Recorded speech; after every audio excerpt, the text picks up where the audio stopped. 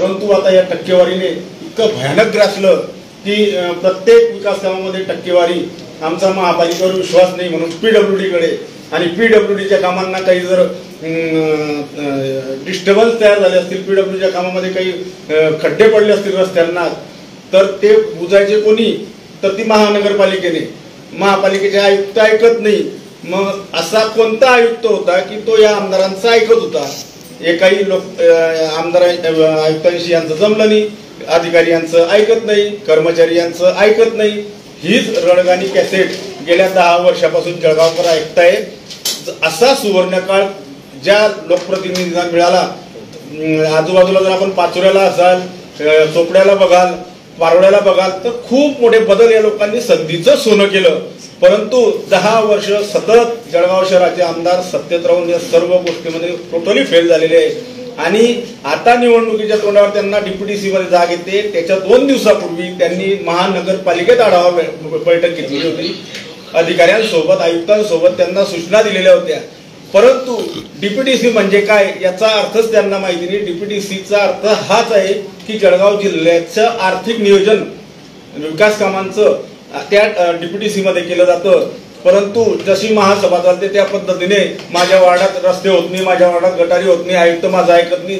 नगरसेवक ज्या पद्धतीने ओरडतो त्याच पद्धतीने जळगाव शहराचा आमदार DPTC मध्ये बोलतो. अतिशय दुर्दैवाची बाब आहे की 2 टर्म होऊन सुद्धा त्यांच्या त्या नगरसेवकाच्या भूमिकेतून निघून आमदाराच्या भूमिकेतच येऊ शकले नाही. आणि आता ज्यावेळेस इलेक्शन लागलं त्यावेळेस त्यांना हे समजलं की आता जळगावमध्ये जनतेत प्रचंड नाराजी आहे. त्यावेळेस 50-50 लाखाची प्रभाग समिती वाईटचे टेंडर केले होते तेच हे करा.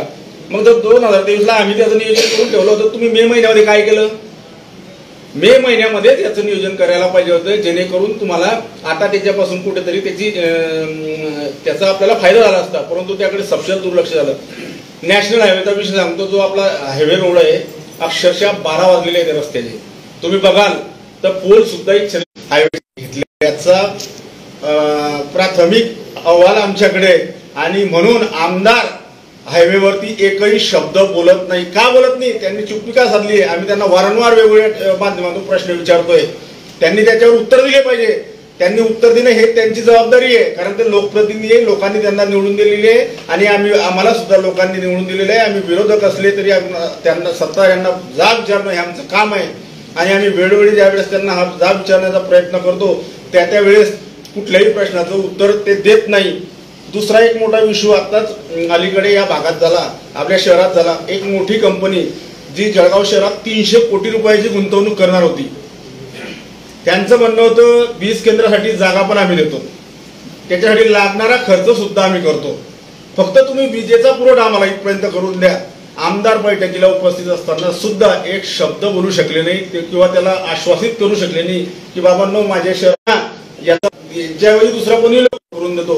परंतु सपशेल फेल झाले आणि ती कंपनी आता पुण्यामध्ये त्यांचा प्लॅन चालू करते.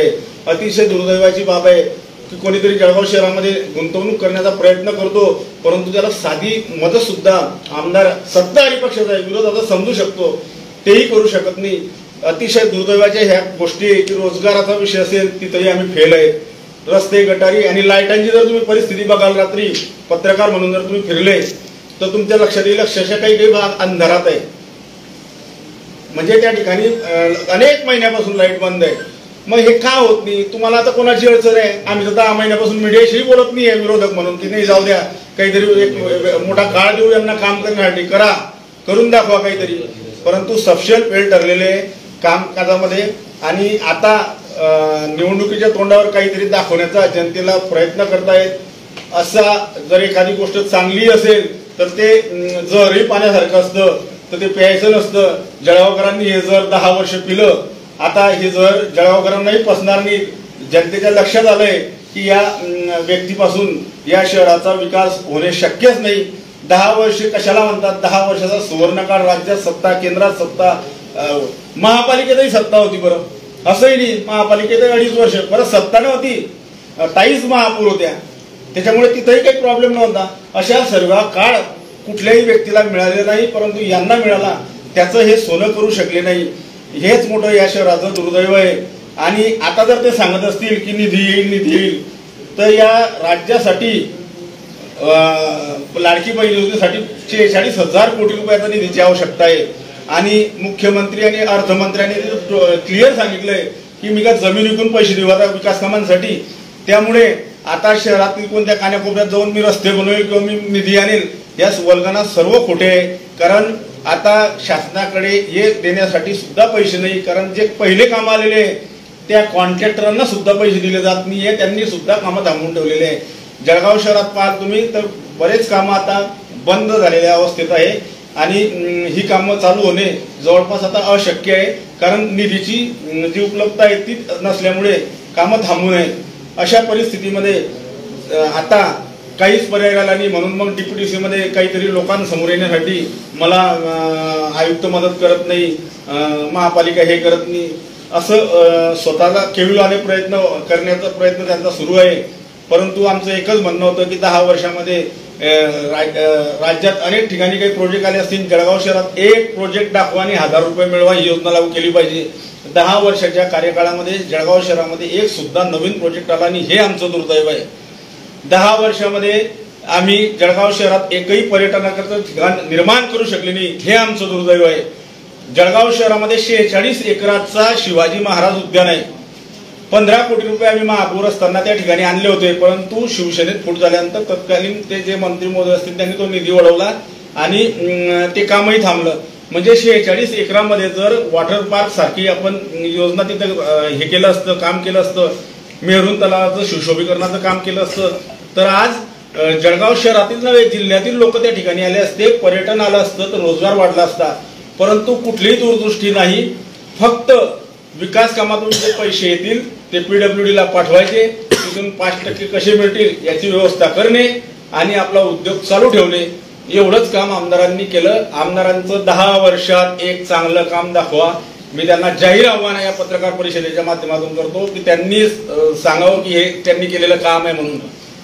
जर त्यांचं म्हणणं असेल हे ब्रिज त्यांनी केले तर त्यांनी सगळे ठराव काढून घ्यायचे की हे ठराव कधी झालेले आहे ब्रिज करण्याचे वगैरे.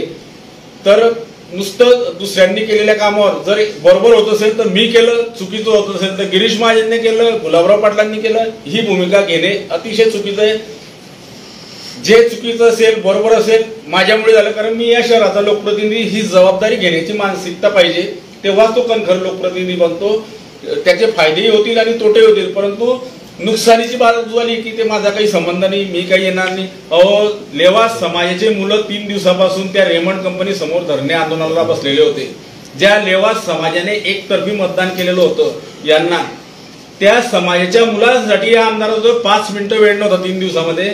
एकदाही साधी व्हिजिट सुद्धा केली नाही, त्यांचं सांत्वन करायला सुद्धा केली की ठीक आहे रे बाबांनो तुमचं काम मी करेल. ते चुकले असतील, मुलं आहे ते चुकले असतील, आपला मुलगा चुकला म्हणून आपण का त्याला घरातून बाहेर काढून टाकतो का? चुकले असतील ते माफी मागताय, तुमच्या पाया पडतायत, त्यांच्या बायका पोरांना घेऊन तुमच्या पाया पडतायत तरी तुम्हाला त्यांची दया येत नाही. असं म्हणजे इतकं भयानक शूटबुद्धीने वागणं हेच समजत नाही. आणि तुम्ही म्हणता की माझं काही चालत नाही, मग चालत नसेल तर आपण लोकप्रतिनिधी कशासाठी राहायचं? आपलं घर भलं आपले उद्योग भले. जर आपण 2 टर्म आमदार आहे असं आमचा साधा नगरसेवक वाढा घुसू देत नाही दुसऱ्याला आणि तुम्ही तुमच्या विधानसभा मतदारसंघात असलेल्या कंपनीमध्ये तुमच्याच समाजाच्या लोकांना न्याय देऊ शकत नाही तर दुसऱ्या लोकांना काय न्याय देणार आहे? हाही माझा प्रश्न या पत्रकार परिषदेच्या माध्यमातून आहे की जर चुकले असतील ते माफी मागून आले, 2दा नाही 3दा जाऊन आले, ठीक आहे. जे झालं असेल तर त्या कामगारांच्या परिवाराने काय बिघडवलंय तुमचं? त्यांची पत्नी असेल, लहान लहान मुलं आहे, यांचा तो विचार करा. असे सर्व प्रश्न जळगाव समोर आहेत. आपल्या माध्यमातून मी त्या सरकारला विनंती करतो की त्या रेमंडच्या मुलांना सुद्धा कुठेतरी चुकी झाली असेल त्यांच्याकडून माफी मागायला मोठ्या माणसाचं काम असतं. जर कोणी आपल्याला शरण येत असेल, माफी मागत असेल तर त्याला माफ केलं पाहिजे. परंतु 18 महिन्यापासून ते पोरं बाहेर आहे, त्यांचं कुटुंब वाऱ्यावर आहे, त्यांना फी भरायला पैसे नाही, त्यांचे EMI भरले जात नाही. अशा सर्व परिस्थितीमध्ये आमदार मात्र गुपचूपची भूमिका घेऊन बसले आणि काही बोलायला गेले तर मग तिच्यामध्ये राजकारण येतं. राजकारण तर येणारच आहे ना. तुम्ही राजकारणात आहे, तुम्ही व्यवसायात नाही आहे. राजकारण तुम्ही ज्या विषयात आहे त्या विषय तिथं येणारच आहे. आणि जर तुम्हीच करून टाकलं तर राजकारण येणार नाही आणि विरोधक येणार नाही. परंतु तुम्ही 3-3 दिवस ते मुलं बसलेले असताना जात सुद्धा नाही ही गोष्ट बरोबर नाही आणि याचे सर्व परिणाम येणाऱ्या काळात आपल्याला भोगावे लागतील, हेही मी आपल्याला या पत्रकार परिषदेच्या माध्यमातून अतिशय स्पष्टपणे सांगतो. राष्ट्रीय महामार्गामध्ये 2 कोटीचं घेतल्याचा आरोप तुम्ही केलेला आहे, काय नेमका विषय आहे? राष्ट्रीय महामार्गाचं काम एका कंपनीला दिलेलं होतं. त्या कंपनीला सुरुवातीला कामकाज देण्याच्या संदर्भात ज्यावेळेस बैठका झाल्या त्यावेळेस अडथळे निर्माण करणे, मग तो रस्ता इथूनच सुरू कर. ॲक्च्युली तो रस्ता जैन जी आपली पाळदीच्या पुढची तिथून ते आपलं टी व्ही टावरपर्यंत असा ठरलेला तो रस्ता होता, जेणेकरून bypass to bypass joint connect करायचा संदर्भातला विषय होता. परंतु त्यात अडथळे निर्माण करणे, मग त्या जैनला फायदा होईल, मग तो तिथून कट करा, मग तो खोडेनगरपासून जोडा, मग त्या कंपनीवाल्यांना त्रास द्या, मग असे वेगवेगळ्या प्रकारचे अडथळे तयार करून शेवटी कंपनीवाल्यांना सांगितलं गेलं की आमदारांचा जो काही विषय असेल देवाणघेवाणीचा तो करून घ्यायचा आणि आपला मार्ग मोकळा करून घ्या. त्यामध्ये आमदारांना 2 कोटी रुपये कमिशन देण्यात आल्याची माझ्याजवळ पक्की माहिती आहे. आता येईल ना वेळ, आता वेळ येणारच आहे. अनेक प्रूफ आहे. तुम्ही आमदार जळगाव शहराचे होते का, पुण्याचे होते का, मुंबईचे होते, प्रश्न कुठले मांडले गेले, येतील ना, सर्व गोष्टी बाहेर येतील. या सर्व गोष्टींचा उहापोह होणारच नाही. तुम्ही जो आरोप करताय 2 कोटी घेतल्याचा जो गंभीर आरोप आहे, तर तुम्ही म्हणजे आता तो आरोपाबद्दल तुम्ही पत्रकार परिषद पुन्हा जर उत्तर दिलं समोरासमोर करायचं तर आम्ही ज्या वेळेस आम्ही पत्रकार परिषदेमध्ये आरोप केले असतील, माझ्या राजकीय जीवनामध्ये मी कधीही माझ्या स्टेटमेंटने मागे फिरलेलो नाही. मी बोललो.